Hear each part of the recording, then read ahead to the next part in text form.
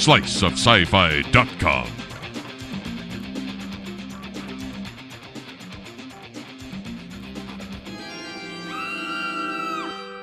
Hey guys, I'm Zoe Hewitt and welcome to another special edition of Slice of Sci-Fi.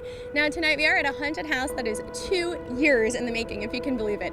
Jason Blum, the creative mind behind the Paranormal Activity franchise, has been working on the Blumhouse of Horrors.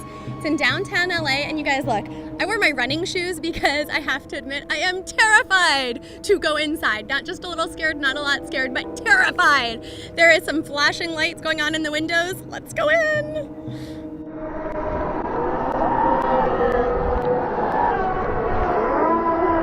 Here we are with Jason Blum, host of the Blumhouse of Horrors. Creepy! I wore my running shoes, like we said. Now, it looks like Jason's got his on, too. I've got mine on, too. Now, Jason, you went through for the first time with a test group of people. How is it different than going through beforehand? Well, it came to life because we've been waiting and waiting for our actors to be in their places, and it was really exciting to see everyone in their right spots, not doing exactly what they should be doing yet, but they will soon. This is a little bit like a live action movie, a Broadway play, if you will. Is there some sort of bigger play plan in the future? No plan in the future right now. We're trying to get this right. This idea came from, we make a bunch of scary movies in Los Angeles. We shoot 90% of our films here in LA, and we work with the same crews, and they do different scares on different movies. And a couple years ago, we started saying, instead of doing scares for movies, could we do scares in a live event? And the Blumhouse of Horrors is kind of the result of that conversation. And I understand you've been working on this House of Horrors for 2 years now. I mean, that's a long time to be planning. What were some of the evolutionary things that took place during this time? The location was the biggest one, where it should be. We thought about different parts of LA, and once we decided on downtown LA, we thought about different buildings in downtown LA, and then once we chose the building, the story and the event was helped along by the location that we chose. So the location, in a sense, came first? The idea to do a haunt came first, the location came second, and the story came third. Oh, interesting. Did you guys work with the LA Conservancy at all? I mean, this is definitely a historic theater. It is a historic theater. We didn't work directly with the Conservancy, although I know what they do, and I'm a big fan of theirs.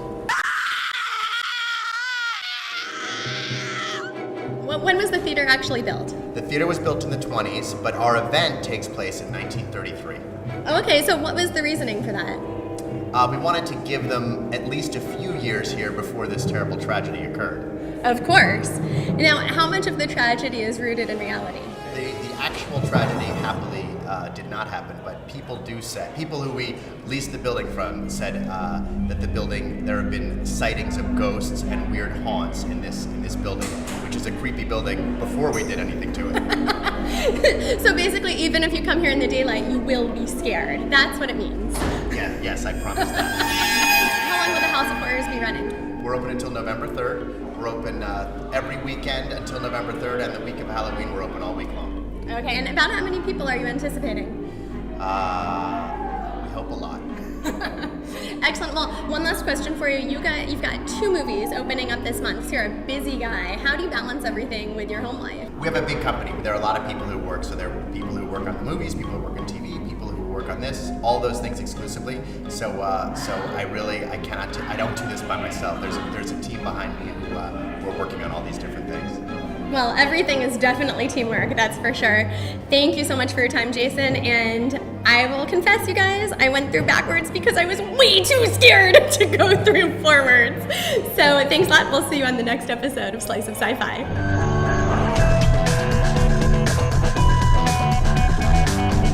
sliceofsci-fi.com.